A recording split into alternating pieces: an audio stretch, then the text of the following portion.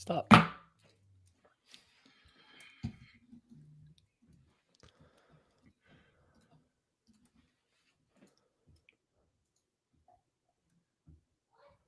The Chiefs are 5-1, first place in the AFC, and have an elite defense. And the rich are about to get richer. Let's talk about it. This is KC Sports Network, proudly presented by Emprise Bank. Welcome into a live edition of the KC Laboratory, presented by Emprise Bank, member FDIC. Here with Maddie Lane and Craig Stout. Matthew, hello. Good to see your face. After your 5'9" face after seeing you in person all weekend. That was uncalled for. You're coming at me sideways. Just because I was undefeated in blitz all weekend does not mean you have to come at me with that kind of attitude. I'm going to apologize to the people. Scared to compete. I know, Craig. Thanks. Oh, highly scared to compete. At least Jordy tried to compete. Did I make him quit at halftime? Yes. Did you guys hold on? Did you guys just play blitz the whole college football Saturday watch party? We watched college football and hung out, Kent. Okay. Yeah, you would know that if you were there. I'm going to apologize to everybody. My voice is going to waver in and out of this episode because, well, a unnamed bar in the Kansas City area, let's say, decided to put live music over the Stanford, Colorado game, making a table of like 10 people who talk for a living have to yell over loud music in each other. So my voice is hanging on by a thread, which is kind of what Craig did when he played me in blitz all weekend. It's true. I hung on by a thread. I was not able to beat Maddie, but at least I wasn't scared to compete on the way to my last single drive losses. But yeah, it was a good time. Love seeing your faces. Love seeing the people out at Kingdom Bar and Grill. Got to say hi to a few people. They're KCSN subscribers. It was a really good time, and I miss it already. Yeah. Yeah, thanks to everybody that came out to Kingdom Bar, by the way, as well. Appreciate that. Was a lot of fun on Thursday. We should have just gone there on Saturday too, instead of going to North KC and having our eardrums blown out. But that's okay, Matthew Tucker. Anyways, appreciate y'all. It was a lot of fun getting to hang out with everybody. And we have a lot to talk about today. We're not going to spend as much time talking specifically about the Denver Broncos game. I'm sure we'll talk a little bit about it. It'll bleed into it at some point. But we need to talk about the defensive end, the pass rush, getting a big addition here moving forward. Chiefs 5-1. Charles Omenihu's coming back. There also might be a another new name added to the defensive line group. But let's just talk about Charles Omenihu real quick. His addition to this front back in the mix. Matthew, how excited are you to see Charles Omenihu in a Chiefs jersey? I mean, extremely, right? Charles Omenihu was the Chiefs' kind of like big offseason signing. And so far, they've gotten great play out of Drew Tranquill and Mike Edwards, guys coming in to help this team. But the big signing was Charles Omenihu. And I think as the year has gone along, we've kind of seen that the 4-man pass rush, especially pressure like opposite of Chris Jones at the end, is still probably the biggest weakness of this defense. It's been very good, but that's still the biggest weakness. Omenihu is the guy that they brought in to directly alleviate that. He's the guy that's going to come in and provide the most direct kind of ability to fix that. And so they're just now getting him. This defense has been playing like a top 10, top 5-ish level defense already this year. And now you're adding back a guy that probably factors in as one of the best 5 defenders on this defense. And especially if he continues to ascend like he has throughout his career now, you're getting an extremely important player back right in the middle of the year. It just so happens to coincide with what the biggest weakness is. Andy Reid was talking about how they'll work him in and stuff. And I'm sure that's true, but like, I wouldn't be surprised to see his impact start to come in pretty quick. Because I really think they need that guy that can win one-on-ones on the outside. They don't really have that without him, but getting him back right now, I mean, big time. Yeah. I mean, you watch in the preseason, which is what it is, but those were the meaningful Charles Omenihu reps. He got a lot of them, especially late in games. And so naturally you'd expect a guy like that to win those matchups and make those guys look bad, that he was going up against. They certainly did. However, it was those early reps that he was really, converting a lot of, speed to power, turning the corner around a bunch of guys. He was in the face of the quarterback for basically the entire preseason. And it made me go, okay, that's a very positive thing. If they can just get through the first 6 weeks on this defense, it's going to be a major addition. Maybe the 4-man rush can look pretty good at that point. Boy, we're 5 weeks in. 4-man rush has its ups and downs, but it's been fine. It's largely been fine. And this past week showed, hey, it's got some juice in it. Adding Charles Omenihu into it is the perfect complement to what they have. They got a bunch of guys that are very gap sound. They're going to stay in their rush lanes and do a good job of maybe be a slower burn pass rusher. And then you've also got Chris Jones, who's your only quick win pass rusher. Charles Omenihu adds another quick win pass rusher to the repertoire. I don't mean to single out Felix Anudike-Uzomah as not a quick win guy. He's just not getting a ton of reps as a rookie. When he's got there, he's looking good. Charles Omenihu is a guy that's going to play a lot of snaps for this team. And he's going to make an impact as a quick win pass rusher. That's exactly what they need with the way that their secondary is playing right now. And it's kind of funny you mentioned Andy Reid's comment about, like his usage and his involvement. Chris Jones stepped in and got a pretty healthy share of snaps in his first week back. And Chris Jones didn't go through training camp. He didn't get any preseason game experience. Like, I know it's been a long wait for Charles Omenihu, but he went through camp. He got a lot of reps in that last preseason game. They're trying to give him an opportunity to get going. I just wonder what the difference between like how they plan to use Charles Omenihu immediately differs with how, involved Chris Jones was, early in the process. Like, why do we think it was just gamesmanship that he's talking about Charles Omenihu's usage and we'll see where it goes? And like, I think he's going to step in and get a lot of snaps immediately. I mean, I hope so, right? I think we all probably want that to happen. The difference was Chris Jones, when Chris Jones stepped in, they had to, because Charles Omenihu wasn't there. They didn't have anybody, whereas this defensive line without Charles Omenihu has been fine. Maybe not great, but they've been fine. They've been absolutely fine. Now, I agree. Chris Jones can't continue to play like 88% of the snap count. And you don't need to play. What was Mike Dana's snap count? Wasn't it in like the 90s or something? It was in the 90s. Yeah. An insane amount. I love Mike Dana. Mike Dana's having a great year. Mike Dana isn't a 90+% snap count guy ever at the NFL level. That's just not who he is, right? And so they could definitely use Omenihu, but I think they might be a little strategic with how they work him back in there. It's been 6 weeks since he's been able to go full speed at any point in time. I don't think there's a reason to rush him. That said, if he comes out and plays over 50% of the snaps, I'm not shocked by any means. No, me neither. Me neither at all. And it's funny to watch him on Twitter. He really wants to be a part of this team. Like he is hungry to get out on the field and start, getting into the rotation here. And it's going to be interesting to see what that rotation looks like. Yes, Chris Jones and Mike Dana are playing an insane number of snaps. George Karlaftis is playing a lot of snaps as well.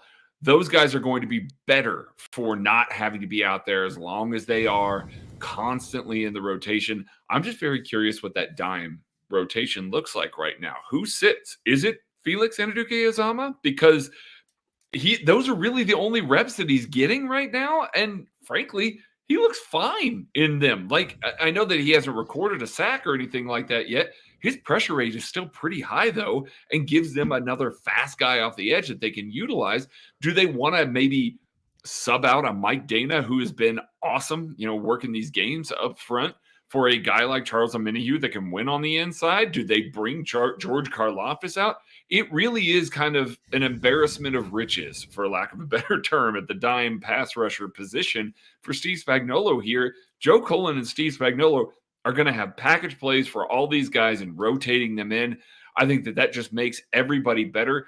I'm just very curious to see if we see at any point in time a Felix Anudike-Uzomah, let's call it a Mike Dana, Chris Jones, and Charles Omenihu pass rush, because with what they can do, the agility, the speed, the burst that they can bring onto the table, as well as Mike Dana's ability to, kind of work games up front, that is a terrific pass rush. Like in theory, that is a terrific pass rush that could be really scary going up against some, frankly, bad offensive lines that they've got on their schedule coming up here. Well, I think it's going to just be like, I think it's committee, I think it's a committee to get them all involved in the dime, and I think just period. Like this is a good problem to have. This is, like you said, like embarrassment of riches along the defensive line is such a fantastic problem to have. And there's going to be a lot of opportunities for them over the next 10 games to identify the groups that have the best chemistry. Some of these games, who can run the best games together. Some of those kind of things I think are going to be interesting to see, right? Because you're going to have the time, and you're going to have a chance to really mix and match some of this personnel and get to know what group does best together on the field. I think Felix Anudike-Uzomah will get involved at a higher clip as the season goes on. And he might take a little bit of a step back early while they're trying to learn some of this stuff. But like by the end of the season, I think Felix will get some opportunities. And you know what? Like, I'm curious to see what BJ Thompson's development looks like here when it comes December. Like, they're gonna have some really tough choices to make here with their defensive front. Like, I mean, coming quick here. I would imagine. Maddie, you said you wanted one more thing on Omenihu? Yeah. One of the reasons, that he hasn't played a game for the Chiefs yet, but everyone's really excited for it. And here's kind of the reason why. Last year for the 49ers, his pass rush, win percentage on just true pass sets was 19.3%. That was second on the 49ers, only a couple points behind Nick Bosa. The only Chief above 14% last year was Chris Jones. That's the only one. Everybody else was below 14%. He's clearing away the second best pass rusher, at least he was last year, that's going to be on the Chiefs roster. Now, George Karlaftis has been a lot better this year. I think he's floating around 20% as it stands right now. You can do with that what you will. I think it's a little bit more slow burn than what Omenihu had. But either way, you're adding a guy that rushed the passer better than anybody else was on the Chiefs roster last year besides Chris Jones and Charles Omenihu coming back. And then I did want to touch on something else you said. The rotation. The Philadelphia Eagles are very set in stone about this, and they've had one of the best pass rushes in the entire NFL for the past 2 seasons. The Cleveland Browns are just like this too. They set a certain number of pass rush reps or of reps in a row that these defensive lines play, and then the moment that they can substitute out of it, they do. There is no, this guy's our star player, so he's allowed to just keep playing and playing and playing. No, they change these guys out because having a guy that's, a C+ instead of an A-, but he's 100% ready to go, he's not tired at all, matters when that offensive line starting to drag a little bit. It's I think the deeper the Chiefs defensive line room gets, the better overall everyone's going to play above kind of the expectation. And I'm kind of waiting for them to rotate a little bit more. I think they're limited on who they have right now, which has slowed down some of those rotations. But come the end of the year, seeing a deep defensive line room, that seems to be the way the NFL's going, right? That seems to be the direction that the NFL's trending towards. And I hope the Chiefs jump on that earlier rather than later. I mean, the trend right now that they would have to buck is putting, Matt Dickerson on the field more, or putting Malik Herring on the field more. Malik Herring had a terrific game, against the Broncos. Don't get me wrong. Tershawn Wharton on the field more. Those are the guys that they would have to be leaning on a little bit more. Whereas teams like the Eagles and the Browns have studs, first teamers for most teams cycling in. This certainly raises the level. Charles Omenihu being in the mix a little bit more raises the level. Felix Anudike-Uzomah by the end of the year raises the level a little bit more. So maybe as the season goes along, we can see some of that get to be a little more integrated, a little more, trusting of these guys to rotate in wholesale, as Maddie was saying there, because it certainly is the way that the NFL is going. And if you can keep that up and not dip too far down, basically not put in a whole bunch of second teamers that are just going to get gashed, well, then, you got to do that. Give your studs a chance to rest, because, boy, when teams see that, they've been going fast lately. When the Chiefs have tried to put in some of these guys, teams have been going tempo to try and keep those guys on the field, because they don't want to see Chris Jones, George Karlaftis, Mike Dana, and Derek Nottie on the field together. That's been a really good setup for the Chiefs so far. So any chance that the opposition has had, they've tried to speed it up and keep those guys off the field. All right, quick question before we move on. Do we think Matt Dickerson's the move that the Chiefs make to when they activate Charles Omenihu? Do they try to get Matt Dickerson back on the practice squad as they were able to do earlier in the season? It's tough to say. Do I? Oh, man. Yes. But here's the problem. Matt Dickerson's been active over, Neil Farrell and Keandre Coburn. Do I think it's more likely that Coburn or Farrell get picked up? Yes. Have the Chiefs technically invested more into Coburn and Farrell? Yes. But at the end of the day, I think they're out of practice squad elevations for Matt Dickerson, and he's the guy playing over them. So, I know. Yeah, that's kind of where I am as well. And I don't know how much of this is giving a young guy in Keandre Coburn a little bit extra time to settle into his role as a rookie, or Neil Farrell, who was traded for just before the beginning of the year, needing a little bit of time to get integrated into this. I just don't know. They seem to like Matt Dickerson, especially when they play teams a little bit more horizontal stretch. He's been a guy that they've leaned on a little bit more to give Chris Jones a little bit of a breather when he's trying to chase down some of those runs to the outside. I think it makes sense, but you've got to have that trust in Farrell or Coburn at the ready there, because right now I think that they like Matt Dickerson enough to where they would be more comfortable. Man, I just don't know where they go with it. Like that's my problem. I don't know what other position they would feel comfortable cutting from to keep Matt Dickerson on the roster. Well, and theoretically, not apples to apples, hat for hat, snap to snap, position by position, but Charles Omenihu might make up a little bit of what Matt Dickerson did along the interior too. And that's the question I'm asking is, maybe that's the pivot that happens at this point. And I don't know. I just don't think you want him as a full-time 3-tech. I don't That's either. my issue with that. I don't either. And so that doesn't alleviate Chris Jones playing 88% of the snaps for the rest of the season. I think here's the other kind of the big issue too. Tershawn Wharton is limited in the role that he can play. Now, they do align him as a nose tackle plenty. They try not to do it.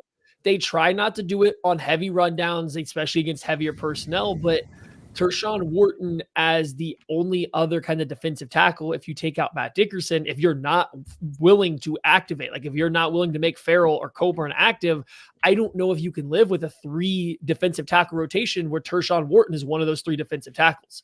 I don't think you have enough beef going on there. So you either have to feel okay keeping Neil Farrell active, which they did do once this year, or getting Coburn active. I think Wharton has physical limitations on the football field, and it makes it hard to only run 3D tackles. All right, so that, Tucker, your beef of the week is if Matt Dickerson gets cut, because there will be more beef on the active roster. Ooh. All right, I'm gonna throw a couple numbers at you here. Matt Dickerson's played 23 snaps in the last 4 games combined. Now, I know, Neil Farrell's played 28 snaps in the last 4 games combined. One of those being he was playing for against the Bears. Yeah, at the end of the game there, where the Chiefs were up huge. I know Chris Jones didn't play. Like that was the game that Chris I don't know.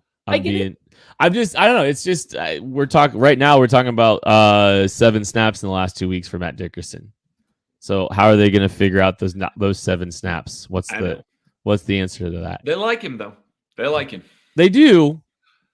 But snaps with Chris Jones playing 88%. Yeah. Sure. I don't know. It's a fascinating question. I'm trying not to wear out 95 here. That's what I'm really looking for. Contract year, or man. anyone else. Contract year's undefeated. Okay, let's talk about the other defensive end that's not in the room, that could be in the room, that might be in the room. The belief by, once Frank Clark was released by the Denver Broncos, the belief among industry sources, per a couple different reports, was that Frank Clark would be heading back to Kansas City. Andy Reid was asked about this today, kept it vague, said, still working through some stuff and all that's all yada, yada, yada. It still feels like the Chiefs are the front runners to bring Frank Clark into the mix. And I guess my question for all of you before we get too far down that rabbit hole about the Frank situation, Maddie, are you ready to welcome Frank Clark back into open arms, or back with open arms into this defensive group? Are you ready to give him a roster spot? Obviously, it's no bad blood. It's just purely, looking at roster construction.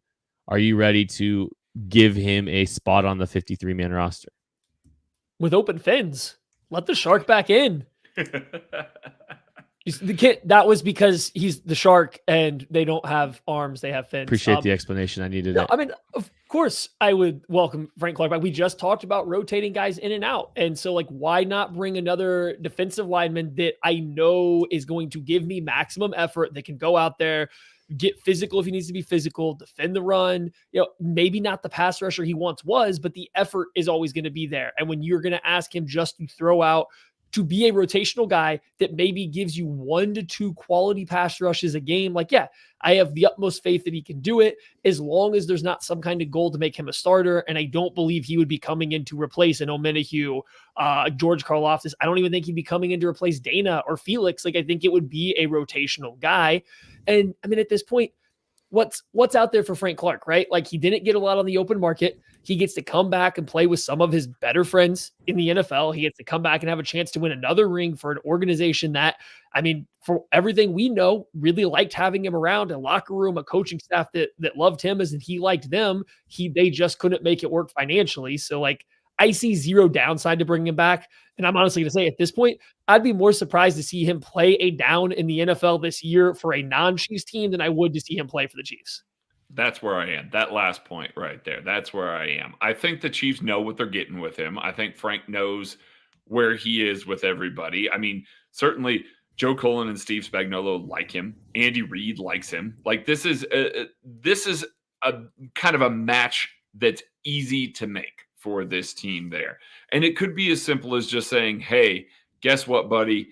You're getting Malik Herring snaps. And again, not trying to take away from Malik Herring there. He had a fantastic last game, but that's a guy that I think that you're comfortable with. Go out there, try and win on rundowns. Smart guy that's going to sniff some stuff out. And guess what? When it gets to January and February, that's a guy you want in your dime rotation. It just is. That's where he lives. That's where he thrives.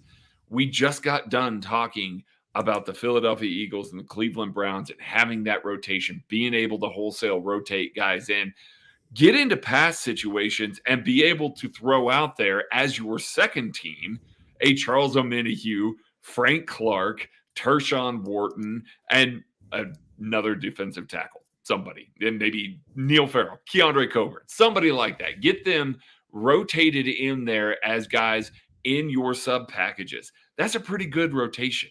That really is one that you can feel pretty confident in, pretty comfortable with. Malik Herring can rotate in. Maybe he can kick inside as a 3-tech or something like that on the limited downs.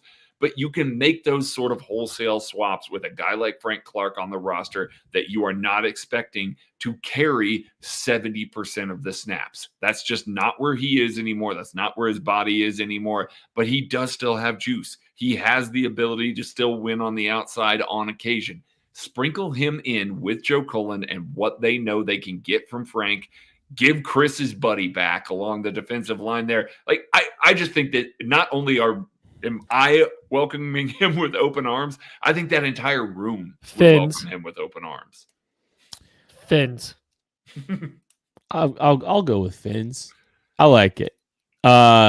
Open fins for me as well. And we don't have a sample size to know what Frank Clark's done to this point in Denver. It's hard to get a good gauge on that, but he is a known commodity. And this is a guy that's given a lot of himself to this organization. He's given himself a lot. He's given a lot of himself physically, emotionally. And, he's been so willing to share, his knowledge, his abilities, with rookies in the past. He was so instrumental in helping, George Karlaftis get acclimated. And I look at this team, they got another guy, that might benefit from the value of Frank Clark being in the room.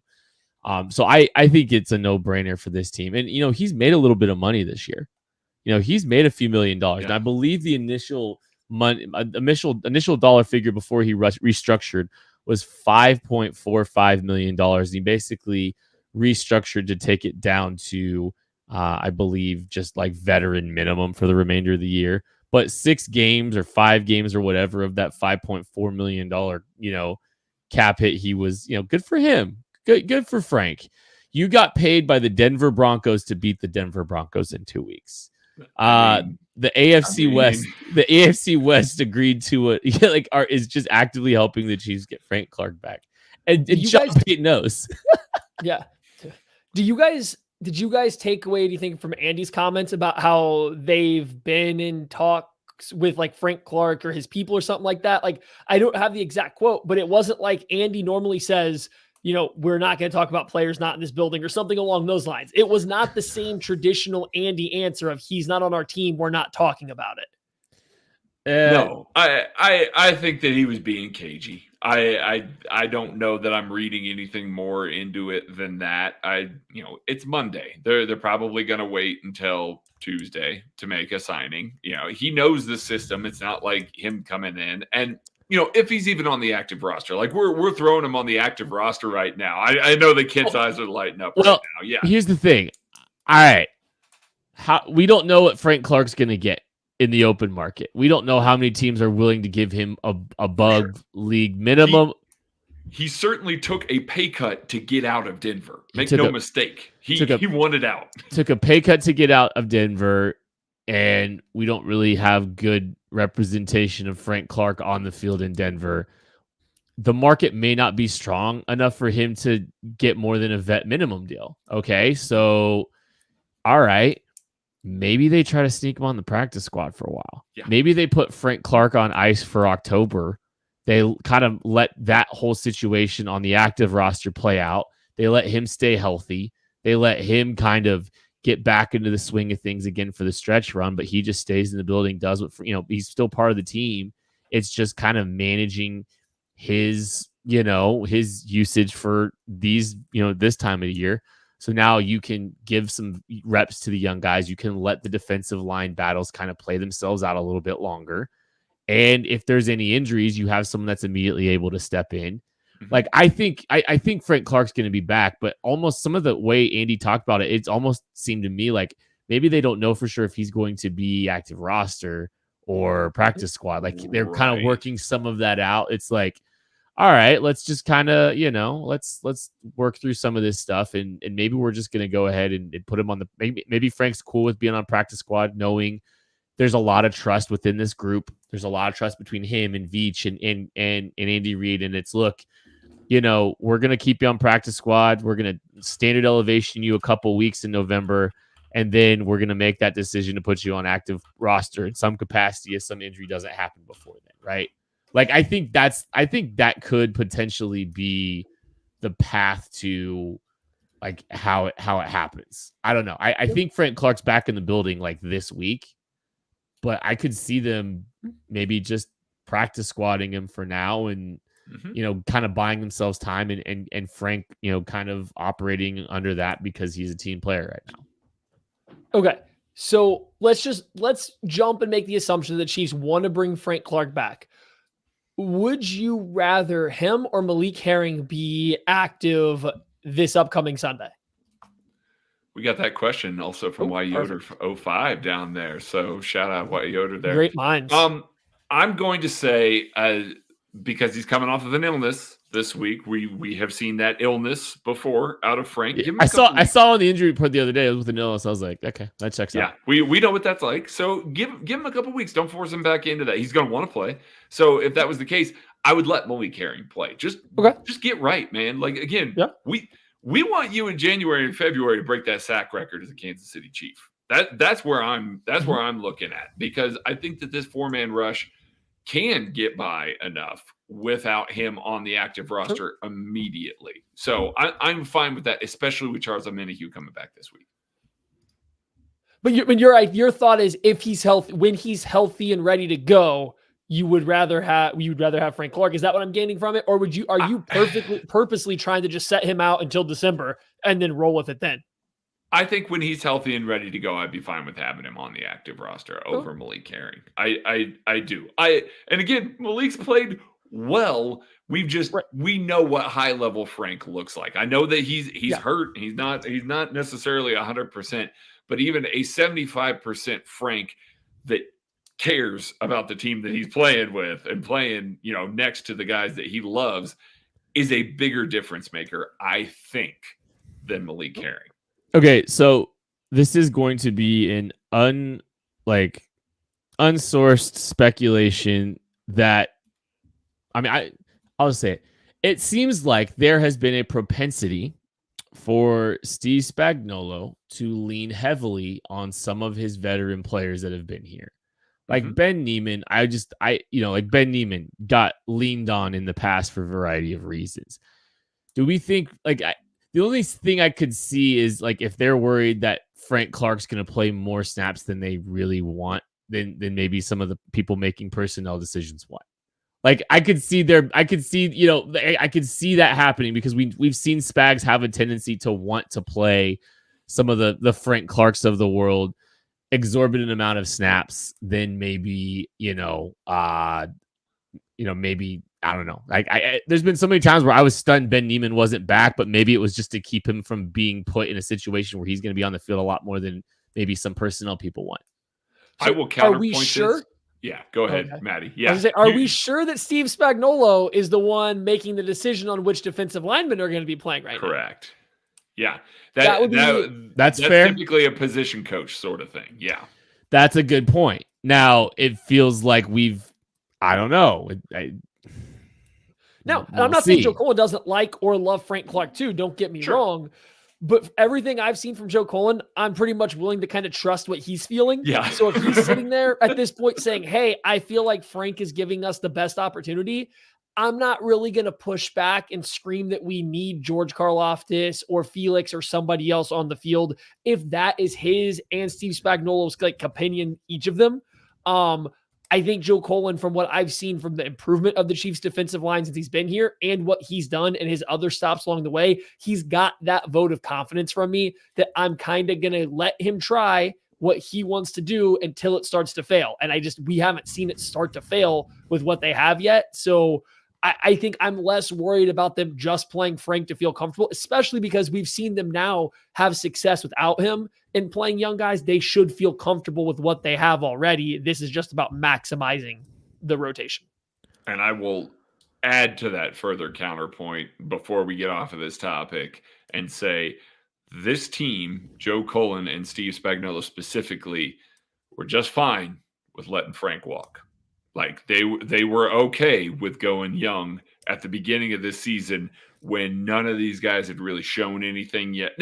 Mike Dana, George Karlaftis, they knew what they had there, but they went young on purpose and moved on from Frank specifically to try and get younger.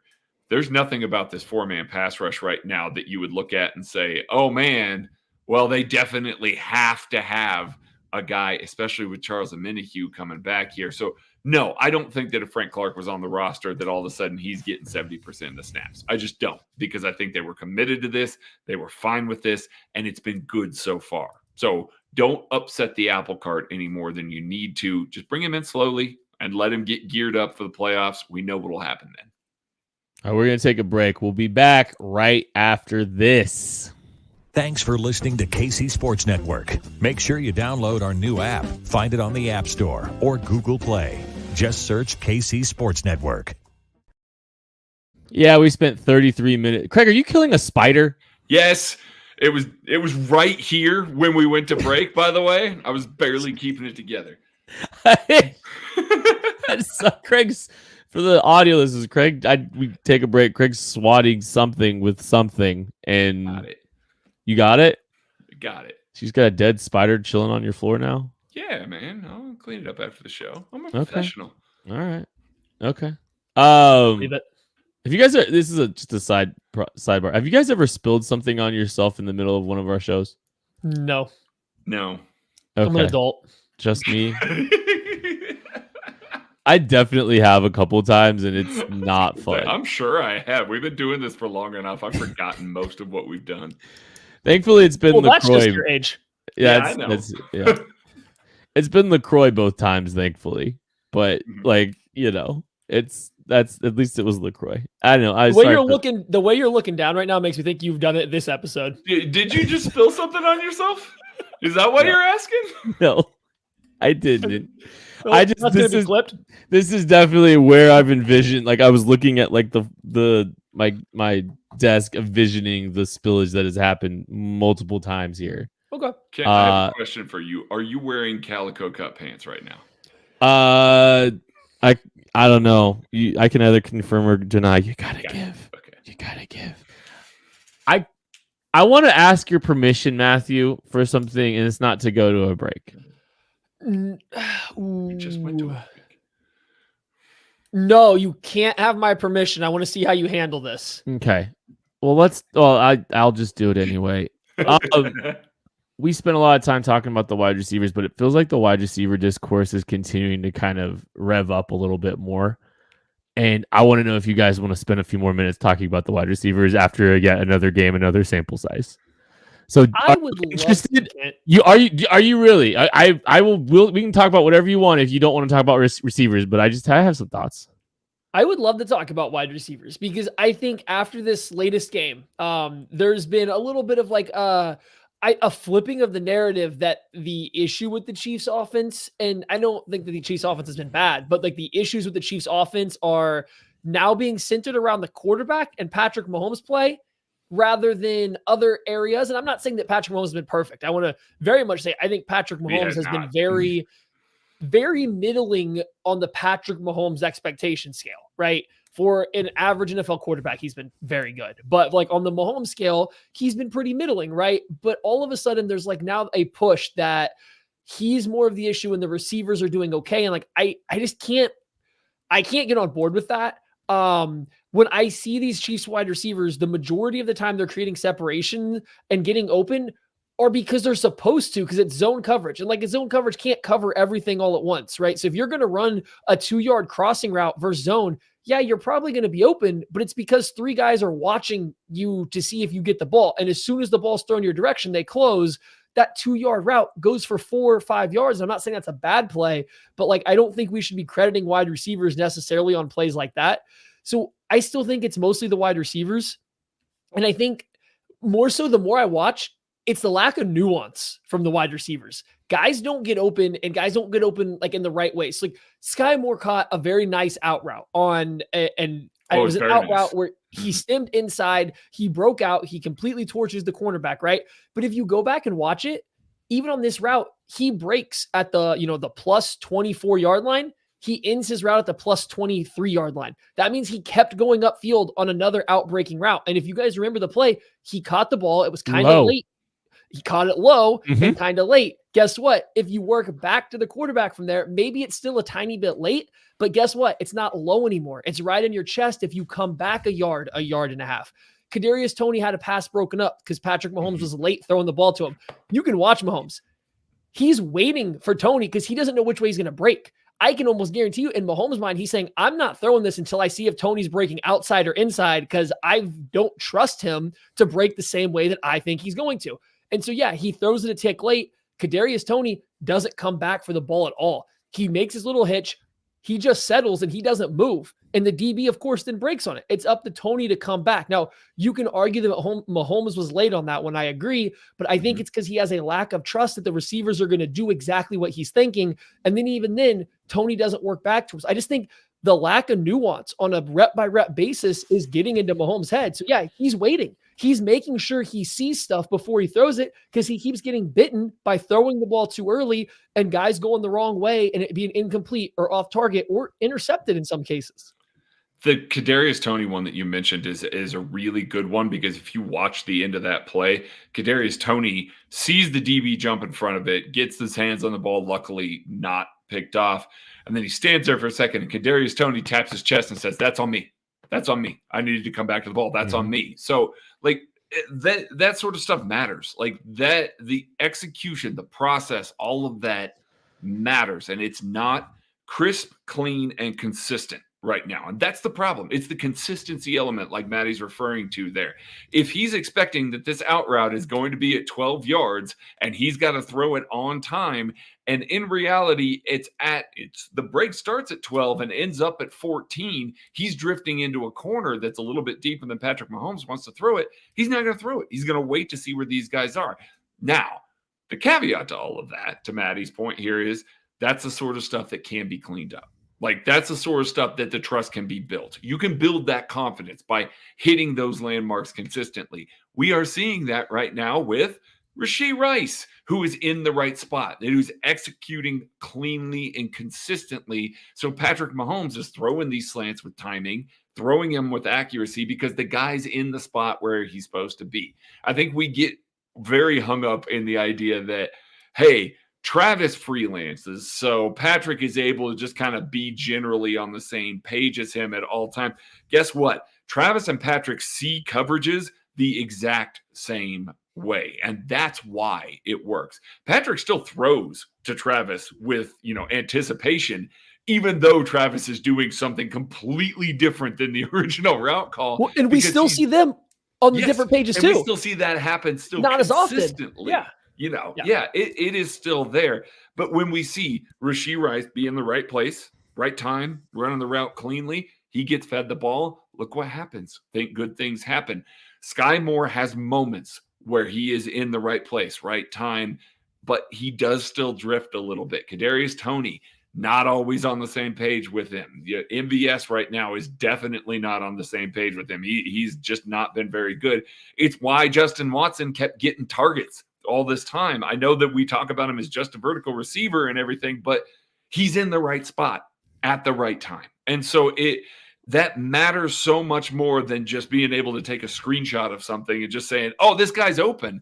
Guess what? Patrick Mahomes has gone through his progressions. If he's looking for that guy, and that's the second guy that he's looking through in his progression, and that guy's not even out of his break or in the wrong spot or something like that, guess what? Nah, moving on. I'm going to look to number 3 and see what's over here. So it's a lot more nuanced than just being able to watch these guys running against air and saying, oh, look, he's wide open. You don't know where Patrick Mahomes is with that. You don't know the depth that that's supposed to be. It's just hard to judge all that stuff. I have so many thoughts on this. And because, I think some of the explaining away some of the stuff with, some of the struggling receivers, I can't get behind. But I don't think it's all entirely the reasons people are arguing it either. We're talking about guys, oh, they're wide open. There's so many things within one play beyond just Sky Moore was running down the seam and the safety decided to start breaking on the guy Mahomes was throwing to. So it made him look a lot more open than he actually was. But there's things like progression that matter immensely. A lot of people were complaining about Sky Moore on the backside of one play being wide open, when on the front side they're running, Mahomes is reading the front side concept. It's that it doesn't matter. That's the Mahomes was working on that side of the field. That's not it was against zone coverage to Maddie's point, so it wasn't like he was going out of his way to create all kinds of separation. Down and distance matters. We're looking at all these plays on social media and people are posting, let's see, he's open. Down and distance matters, like Matthew's talking about, if you're throwing short of the sticks. And then here's the thing that we've talked about this on multiple occasions in different settings, with different players, different positions. As fans, we are only privy to 1 day of 7 in the process. We get to see game day, and the byproduct of what happens on game day is a result of what happened in the 6 days prior. Trust is crucial. Trust matters at the quarterback position more than anything. And the cool thing about Mahomes is he's starting to become more of, he has ways he likes things. He expects things the way he wants them. And that's going to lead to more success within this offense and more, and good things happening. I think you're seeing that with Rashee Rice. I think sometimes people I'm not saying Mahomes is perfect, but Mahomes didn't forget how to play football yesterday. And I think he is helping manage and slug through some of the struggles of this team. And candidly, one of the things I wonder if Mahomes kind of came into this season saying, hey, let's find out how far I can go. Let's see what the challenge looks like. Let's see how far we can take this thing.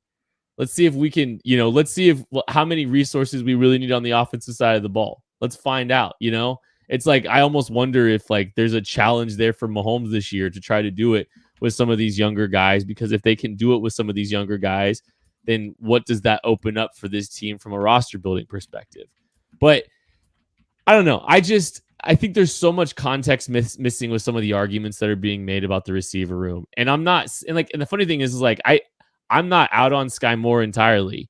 I think it's funny to get, I'm not painting it just like as like, this is Sky Moore slander. This is just like what we are arguing. I don't think is the full story of the situation. And I just like the cherry picking of some of the arguments just does not seem to hold water necessarily to the entirety of the point, because this is the most nuanced, complex, one of the most nuanced, complex things in the game of football. And there's so many factors outside of just a guy running free against zone coverage. So and it's not even just the quarterback play, although that is one of the most nuanced of all of these. But it is hard to speak in definitives. It is hard to speak to just, oh, that is why that guy's on the field. That's why this guy doesn't trust him. Even to our perspective here, I was saying, hey, maybe that guy's not running as crisp and clean routes. Maybe there's not the same sort of, consistency with some of these guys. There could be coaching points. There could be moments here that we're just not privy to. Like it's not like, us standing up here and saying, well, that's why this is not going great. It's only because of the wide receivers, and no, that's not the case at all. There's a lot of different moving elements to all of this always, and we're only privy to so much.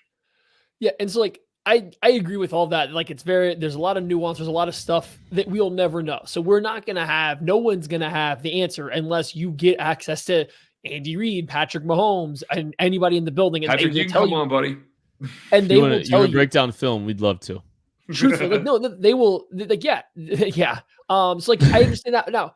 Part of what we do is trying to find those answers, though, right? So like, you are looking for little bits and pieces of things that tip you off to that. Because if we just sat up here and said like, oh no, we don't know for sure, so we're just gonna say nah. And like, what you know what I mean? Like this podcast wouldn't last. What's the point? Podcast wouldn't last very long. So it is about parsing out the little bits and pieces that we can tell. The context clues. Yep. The stuff that sticks out to me, watching somebody who we saw just a couple weeks ago run an out route to an improper depth, do it again. That immediately sticks out to me as I wonder if that's a thing that doesn't have trust. It makes me go back and watch some of these, dig routes now that we've said, hey, here's the Sky Moore wide open on the backside. It looks like Mahomes looking right at him. But if you go back and watch it and he's still breaking at 14, but drifting to 16, maybe there's a reason Mahomes isn't ready to throw it, because he sees a guy not working backwards, running the route in the way that he's expecting it to be run. That doesn't mean that Sky Moore's still not open, but it's not open in the context of what the Chiefs and what Patrick Mahomes are expecting. So you see context clues and try to find them. You go back and look at Kadarius Toney and see, does he do the little wide receiver things right frequently? Or does he often just kind of settle in and just kind of wait? How active is he trying to find space and zone?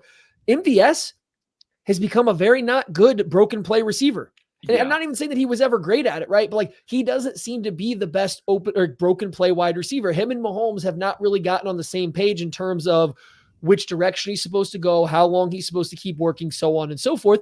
That's not even necessarily a knock. It's just maybe a skill that doesn't click super well with MVS. Like, you just start seeing things that you notice and you try to build some kind of case to say, okay, maybe this is the issue. What I've seen so far is wide receivers that just lack consistency. I'm not saying that they're not getting open. I'm not saying if you go watch a game, you can't find not even a screenshot, but clip plays of guys getting open. But to Kid's point, it's got to be within the concept that the Chiefs are looking at and trying to work on that play. And then even when it is there a lack of confidence, or is there a reason to have a lack of confidence? I can 100% buy that a quarterback is not throwing out routes on time to Sky Moore based on how I've seen him break off a couple of these. You would rather wait and see how he comes out of his break and what the coverage is before throwing it. You throw an out route with anticipation and a wide receiver doesn't block it out, square it off. It's called an interception. We saw in the OU game, I don't want to bring in college, but Quinn Ewers literally threw an interception against Oklahoma because his wide receiver didn't cross the face of a cornerback. You do that once, guess who's going to hesitate to throw you the ball next time you need to cross the face of a cornerback? That same quarterback will. So it's just, you got to be consistently good. And then, so I saw this question, right? I saw this question come through in our chat where somebody was asking about Matt Nagy and Eric Bieniemy. I don't know if I am ready to say that he's a downgrade or something like that, but I will say this. I think whatever the Chiefs wide receiver room has going on right now, coaching, whether it's from the offensive coordinator, from Connor Embry as the wide receiver coach, I think they have their work cut out for them. It could be a personnel issue. It could be a coaching issue, but they lack a lot of detail and nuance as a wide receiver group. I don't think they play the wide receiver position super technically. You could make an argument that the Chiefs never really have. They've always been a team that kind of operates on spacing rather than technicalities of the wide receiver position, but it seems like they're struggling with that even more in this particular season. And like, I know there's a lot of discourse about Eric Bieniemy's role within the offensive coaching staff in Kansas City and Nagy's role in the coaching staff back when he was here, and Andy and Nagy's role now. And so I can't say anything definitively. So I don't know for sure at all. One thing with Eric Bieniemy though is you're right. Like, I think that like from developing and some of the, you know, technical aspects of the wide receiver position, Matty, like you're right. Like it's never been that. But I do wonder if, you know, maybe some of the attention to detail that Eric Bieniemy hammers on not being in this organization matters. You know, like flat and friendly is not a stance that is, you know, like that's a little detail that maybe Eric Bieniemy hammers home so much that people get really annoyed by. And that's a small thing. Like, I don't think it's like a ginormous big sweeping changes or anything like that. But it could be a few little details here or there that Eric Bieniemy's strength seemed to be hammering those. Maybe that's the case. I don't know. Yeah, you know, it's just tough to watch some of that stuff because it still existed when Eric Bieniemy was here. McCall Hardman, we had this discourse about him a lot. A lot of those out routes that he ran, he would drift. There were interceptions that Patrick Mahomes threw towards McCall Hardman that were incomplete passes because they weren't to the right depth, which is another thing when discussing the whole, is McCall Hardman going to be on this team? Guess what? He wasn't exactly consistent with some of the stuff he was doing as well. I know the reasons why. We don't have to get into that, the team speed, all of that. I'm on board with all that, but the consistency is missing there. I did want to kind of throw this up here from Cobby Finn here. So why does Sky keep getting those reps then? Surely it makes sense giving them to somebody else. We've talked about this a little bit before, but within the context of this conversation, it makes sense bringing it up again. He's the only one that runs them. Like, he's the only one that has that route tree. Justin Watson and MVS are vertical, kind of linear wide receivers. Rashee Rice is operating in the middle of the field, learning still how to play the position within Andy Reid's offense. He's running a lot of slants, a lot of hitches, a lot of stuff underneath there. Then you've got the rest of your wide receivers, Kadarius Toney, that they're using as more of a manufactured touch guy. You've got Justin Ross, who, once again, is in kind of the same boat as Rashee Rice with even more limited snaps and limitations there. He's an X, baby. He's an X there. The only other guy right now that could take Sky Moore's snaps and maybe do anything with them would be Richie James from the slot, and he's been hurt. Like, he's not been active on this team. So that's what they have at their disposal. Now, you can lay that at the feet of Brett Veach. You can lay that at the feet of whoever. But within the structure of this offense and the way that they have always run it, they've needed a guy that can win in the areas of the field that Sky Moore is consistently getting the run and the route tree that he's getting. Last year, that was Juju.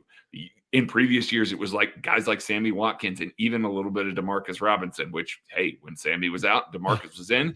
How did the offense look? Not great. So Sky is the only one right now that is built to run that route tree. And unfortunately, it's not been very consistent. It's not been very productive, but that's just the nature of the wide receiver room as it sits right now. Yeah, only thing I wanted to add on that is it looked like Rashee Rice was eating into it a little bit this past game. He got some outside reps and some stuff, but I agree. He's not ready to run I mean, it's a full route tree. Sky Moore has the most full route tree of any Chiefs wide receiver. That's why nobody else is doing it. MVS isn't a full route tree runner. Justin Watson's not a full route tree runner.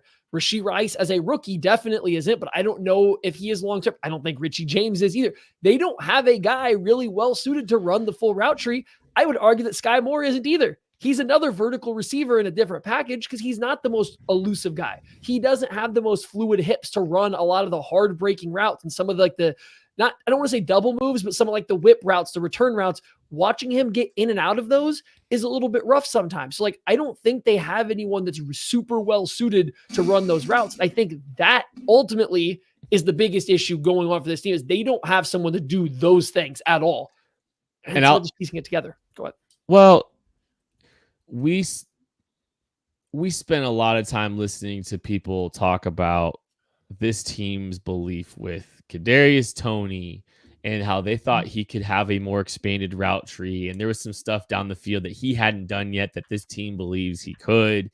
And then what happens? Week 1, we actually see passes beyond the line of scrimmage. They try to get him involved a little bit in that capacity in week 1. He may not have been ready, 2 drops. And, also he's not been healthy this season either. So it's like, maybe that's a different kind of consistency. I just wonder if maybe they had hopes for him to be as more of a developed route runner. And this is the byproduct of betting on Kadarius Toney a little bit too, is, we see, hey, look, it's the injury history, but like they tried to get him more down the field out in the routes. And he's been a gadget player basically since. So I don't know what to think of that. It just makes me wonder, like, I don't know.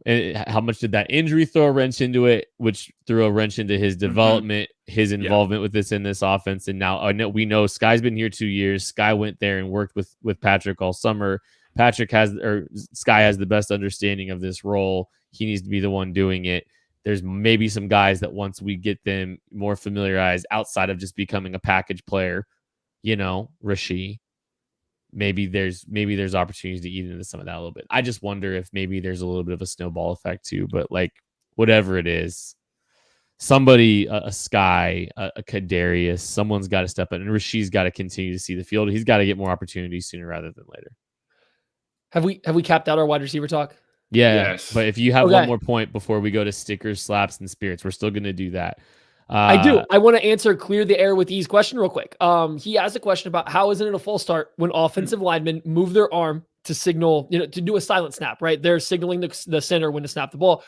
It's because a false start is only when it's when the hips move of an offensive lineman. So as long as their hips aren't moving, they can move their hands. And this is also why Jawan Taylor or Lane Johnson can pick their foot up off the ground and move it backwards. As long as like their center of gravity doesn't change, their foot can move. That you can reposition your foot on the ground all you want. You can move your hands. You just can't move like your center of mass back, forward, up, down, like in an aggressive manner, like you're trying to start a snap. So that's why it's not a false start if a guy uses his arm to signal when to snap the ball. Maddie's saying that the hips don't lie. Sing, you want to. Did we all switch roles? Like you've made a shark, you made the fin joke, and now he's saying hips don't lie. I don't know. We're just trying it on for size, Kent. You disappeared on us for a day, and we just we gotta figure out what happens from here. I kind of love it. I feel more at home than I ever have. If you guys want to leave a game ball, anybody in the chat, make sure just throw out a game ball idea for us here, because we are going to go to stickers, slaps, and spirits, handing out various prizes for the performances of players against the Denver Broncos. I'm gonna go with Rashee Rice. I've been just I'm really excited about Rashee Rice. Him having his best day as a rookie, 4 catches, 72 yards, continuing to ascend, continuing to find opportunities, and making the most of his opportunities. I think there's like a lot of metrics that really like his yards per route run, and I think that tells a very important story. He's still not on the field a ton relative to some of these other guys, but you're seeing him have a lot of success when he is, and you're seeing Patrick Mahomes target him and trust him when he's on the field. And despite some of the drops, they've worked through some of that stuff, and I think he's responded in a big way. He's figuring things out more and more, I think, as we go. I think you're seeing him kind of understand spacing. We talked about that a little bit on this show. His understanding of spacing seems a lot better than some of these other guys, and you've heard Mahomes cite some of that as well. There's a context clue that I think is worth paying attention to when we're talking about some of these players. And I think Rashee Rice has some of that ability and understanding of coverage that's allowing him to find some success early in the season. Rashee Rice gets my helmet sticker. Butt slapping a good job, Matthew. Why? Craig's up. Okay, that's fine. I'm ready. I'm going Trey Smith. We gave him a little bit of flack to start the year for maybe not having his strongest season. I think over the past couple weeks, he's come on a little bit stronger, especially in the run game, right? The Chiefs' run game's been a little bit better the past few weeks. I think a lot of that is getting back to doing some gap scheme stuff, but also the reemergence of Trey Smith is kind of like the guy that you want to run behind, the guy that you kind of want to linchpin your run game behind. So I think he's had an uptick in play. I think you've seen that directly in the run game. And while he's still prone to losing his balance in some one-on-one pass protection reps, throughout a game, especially against good rushers, I think overall his pass protection has been a lot cleaner. We've seen him handling stunts very well. He actually blocked 2 guys on a stunt this week by taking the defensive end that was trying to knife inside and throwing him into the knees of the defensive tackle that was remaining out there to the left. So it's just, I think he's playing better. He's getting back into that kind of enforcer, road grader offensive line kind of role that he had been years past that every offensive line needs.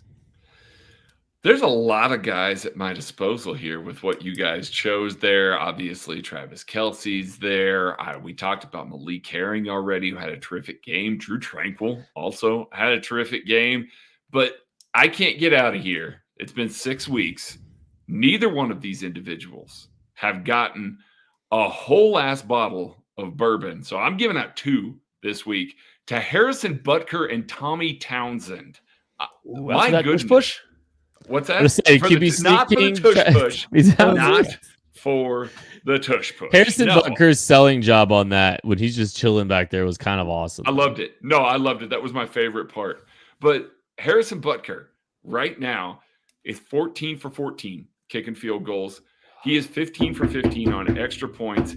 He is 97% on touchbacks right now and boomed a 60-yard field goal. That was awesome. I'm not knocking on anything.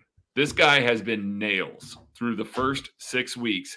And I'm going to give a shout out to Tommy Townsend here as well. He has been an excellent punter. Couple of really, really great punts that have set the Chiefs defense up real deep in the opponent's territory, doing a phenomenal job there.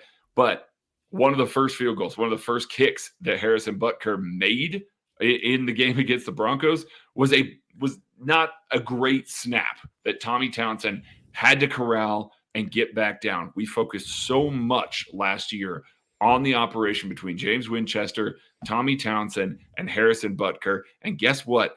That was like the only one that I remember through 6 weeks and through now 29 kicks that Harrison Butker has done. So a phenomenal job. I'll throw 3rd whole ass bottle of bourbon. I'll give one to James Winchester as well. That entire process has been so much improved this season. It's been really good to see.